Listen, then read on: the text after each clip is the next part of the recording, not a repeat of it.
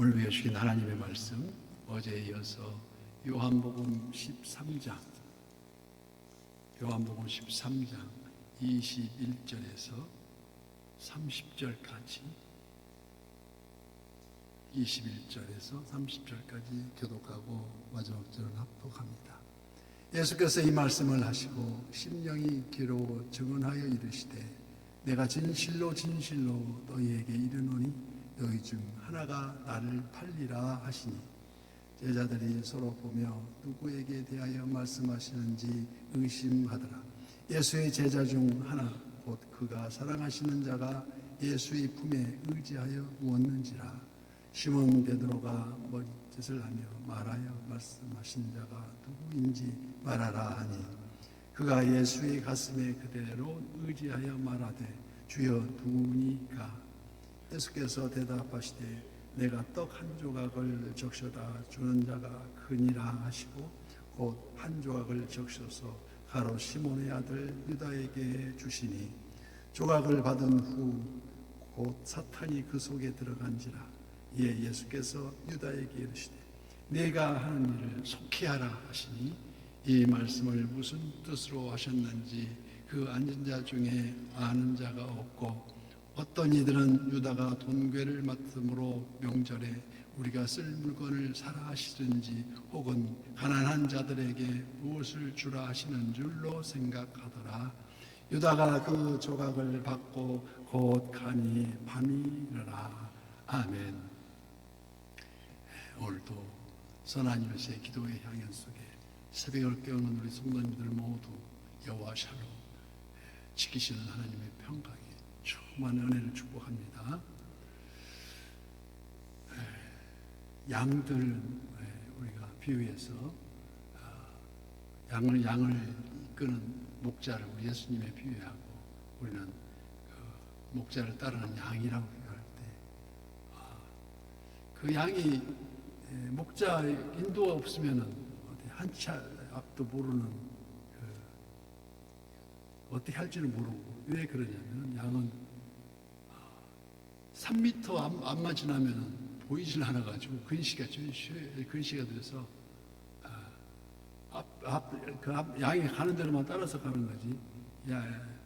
그 목자가 인도하는 대로 가는 거지. 자기 혼자 힘으로 못 갑니다. 그런 위치에서 그리고 또 넘어지면 자기 혼자 못 일어난대요. 일어났어야 목자가 일어났어줘야 이게 움직이지. 그런 양들이 도축장에 내릴 때 그 양들은 본능적으로 그것이 자기가 죽게 될 불길한 곳임을 감지한다고 합니다. 근데 너무 순진하다 보니까 이렇게 딴 사람이 모르는 거는 감지한다는 거겠죠. 마치 소가 도축장에서 눈물을 흘리듯 뚜벅뚜벅 소가 흘리듯이 이런 그래서 양을 실은 트럭이 멈추고 트럭 문이 열려도 양들은 좀처럼 내리질 않는답니다. 그래서 영국의 캠브리지 유학에 있는 양 도축장 사람들은 이 문제를 해결하기 위해서 서로 궁리 중에 한 방책을 내놨는데 평소에 그 양 한 마리를 따로 키워서 그 도축장과 이 추록 사이를 왔다 갔다 하면서 자꾸 연습을 시키니까 이제 습관적으로 이제 그 양은 이렇게 왔다 갔다 하게 됐다는 겁니다. 그래서 도축할 양들이 들어오면은 먼저 그 차 속에 다 넣어줘가지고 왔다 갔다 하게 만들면 양들이 따라서 이렇게 와서 반복해서 따라가지고 이제 양들이 도축장으로 가는데 그래서 그 양을 일으켜서 별명이 있는데 가룟 유다라고 부른답니다. 그래서 그 양들을 유혹해서 이렇게 죽게 만든다 해서. 그래서 오늘 본문은 우리가 잘 아는 가룟 유다에 대한 사연이 전해집니다. 예수님을 배반한 제자로 잘 알려진 가룟 유다는 많은 학자들로부터 숱한 궁금증을 떠올리게 합니다.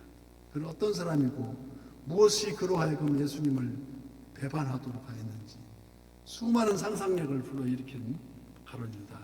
그러한 유다와 함께 오늘 본문에서 대주되는 한 인물이 바로 사도 요한입니다. 제일 예수님 품 가까운 곳에 있는 게 사도 요한이었어요. 나이도 제일 젊고. 그래서 23절 말씀에 예수의 제자 중 하나 곧 그가 사랑하시는 자가 예수의 품에 의지하여 누웠는지라.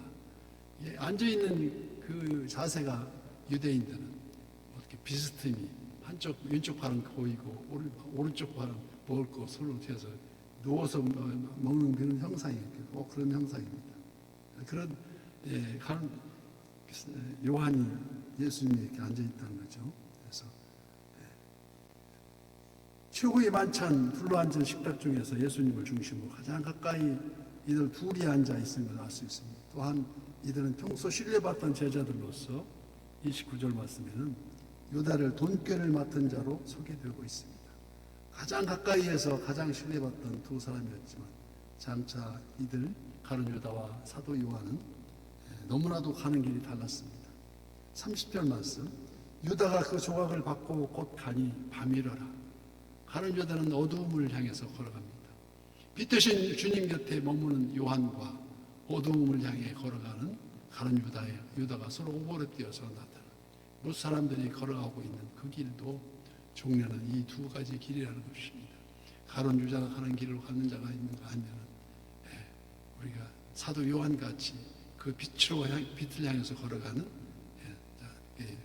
나눠진다는데, 그래서 오늘 본문은 그 요한을 가리켜서 사랑하시는 제자라고 23절에 표현하고 있듯이 마지막 출현 예수님이 숨을 거두시기 전에 요한을 불러서 내 어머니라고 마리아 어머니를 부탁했듯이 사도 요한은 그 뒤로 계속 예수님 어머니를 마리아를 끝까지 보셨다고 전하지 않습니까? 그래서 오늘 본문은 그 요한을 가리켜 사랑하는 제자라고 기록하고 있고, 그 요한도 처음부터 사랑의 사도가 불리웠던 것은 아닙니다. 마가복음 3장 17절 말씀을 보면 보아너게 곧 우리의 아들이라는 이름을 받은 세베대의 두 아들 야고보와 요한이라고서 소개하고 있습니다. 이들은 우리의 자식, 즉 번개의 아들이라는 불릴 만큼 불같은 성격의 소유자였던 그들이었는데, 한 예를 들어서 누가복음 9장 54절에서는 주여 우리가 불을 명하여 하늘로부터 저들 멸하라 하기를 원하시나이까 하고 이들 두 형제는 말합니다. 사마리아인들이 예수님 일행을 받아주지 않자 두 형제가 예수님께 우레를 내려서 저들을 멸하자고 예수님께 건의하는 장면입니다. 이들의 성격이 얼마나 불같은지 우리가 짐작할 수가 있습니다. 오늘 본문의 말씀처럼 예수님의 사랑을 받은 제자, 예수의 제자 중 하나 곧 그가 사랑하시는 자가 예수의 품에 의지하여 누웠는지라. 우리와 같은 그런 성격을 지닌 요한이 변화해서 사랑의 사도가 될 수 있었던 그 힘은 바로 주님께서 베푸신 사랑을 받았기 때문이라고 기록하고 있습니다. 반면에 가룟 유다는 성경 어디에도 그가 화를 내는 장면이 없습니다. 그는 이성적이고 반듯한 보였으나 그 안에 진정 사랑이 없더라는 것입니다. 그렇듯 요한과 유다의 결정적 차이는 바로 사랑의 결핍, 사랑의 있나 없나, 사랑의 용의에 따라서 이는 곧 예수의 품에 의지하는, 즉 너희가 내 안에 거하고 내 말이 너희 안에 거하면 무엇인지 원하는 대로 구하라. 그래야 하면 이루리라고 말씀하신 대로 요한은 오직 주님만을 의지한 제자였고, 그가 밤모섬에서 유배되어 있을 때에도 요한의 위로는 그 어떤 것도 아닌 주님이 주신 계시였습니다. 계시. 눈에 보이지 않는 것을 눈에 성령으로 하여금 보일 수 있게 만들어주는 것. 정경 66권을 최종 마무리하는 다시 오실 예수님을 증언하는 요한 계시록을 기록했던 것입니다. 이 복음이 부끄럽지 않도록 우리도 주님과 온전한 사랑의 교제를 해야 될 줄 믿습니다. 언제든지 문제를 들고 주님 앞에 담대히 나올 수 있는 그 친밀함이 있어야 한다는 것입니다. 그래서 유럽 15세기 문예 부흥 르네상스의 주역인 레오나르도 다빈치, 조각상으로 유명하지 않습니까? 그림으로 최후의 만찬을 그린 다빈치인데, 그중 최후의 만찬을 모르는 자가 없을 것입니다. 그러니까 그 그림을 그리기 시작한 얼마 후에 11제자의 모습은 모두 완성되었는데 단 두 사람, 예수님과 가룟 유다의 초상화만이 비어 있었다는 것입니다. 어떤 형상이 있는지 떠오르지 않았다는 것이죠. 그래서 다빈치가 두 명의 모델을 찾기 위해서 이리저리 여행을 무려 몇 해 동안 다녔다는데, 그러던 어느 날 그 이탈리아 한 시골 마을에서 그 성당에 들어섰을 때 무릎 꿇고 기도하는 청년의 그 얼굴에서 인자하신 예수님 얼굴이, 그 영감이 떠올라서 그 예수님을 얼굴을 참게 되었다는데, 근데 이제 마지막 가룟 유다의 그 추악하고 독사스러운 얼굴을 찾아야 하는데 남아있지, 그 얼굴이 남아있는데 떠오르지 않아서 그 모델을 찾기 위해 또 몇 해를 헤매던 중 그 레오나르도 다빈치는 로마의 뒷골목 술집에서 한 주정뱅이가 나오는 걸 발견했는데, 그 얼굴은 추악한 얼굴이었고 증오에 번뜩이는 눈이었고 바로 그 모습이 가룟 유다의 모습으로 겹쳐졌더라는 것입니다. 그에게 비싼 모델료를 지불하고 그림을 완성했던 그 다빈치는 갑자기 놀라지 않을 수 없었는데, 왜 그랬을까요? 그가 바로 몇 년 전 예수님의 인자한 얼굴이 그 장본이었는데, 이제는 지금 이 순간은 그 얼굴이 아주 추악하고 증오에 번뜩이는 얼굴로 변해 있다는 것입니다. 그토록 예수님의 인자한 얼굴이 모델했던 그 청년이 몇 년 사이에 가룟 유다의 추악한 모습으로 변해버린 그 형상을 바라보면서, 본문의 가룟 유다도 처음에는 예수님의 제자요, 제장을 맡아 주관했던 그래 총명한 자였지만, 그러나 그의 종말은 죄의 어둠으로 가려진 배신자였고, 그 배신이 순간순간 예수님의 말씀으로 마음을 돌이킬 기회가 있었으나 그 마음조차도 도리어 강팍해져 있더라는 것입니다. 때로는 우리들 잘못한 오직 보혜의 능력을 의지하여서 그 말씀으로, 병마로, 가족을 통해서 하나님은 우리에게 경종을 울립니다. 그러지 말라고. 초달이 되어서 가끔 우리를 초달을 주십니다. 경종을 울릴 때 베드로전서 5장 7절 말씀과 같이 너희 염려를 다 주께 맡기라. 이는 그가 너희를 돌보심이라고 말씀하신다 했듯이, 우리가 깨어서 대적 마귀 우는 사자같이 들어와는 삼킬을 찾고 있는데 그 안에서 마귀에게 진다. 그래서 오늘 또 새벽을 깨우면서 주가 주신 능력으로 그런즉 너희가 하나님께 복종할지어다. 마귀를 대적하라.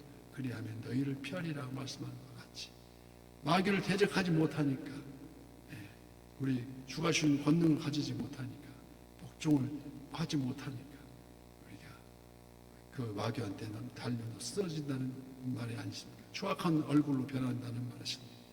그래서 그 말씀이 야고보 4장 7절 말씀과 같이 왜 대적하지 못했을까? 순종하지 못했을까?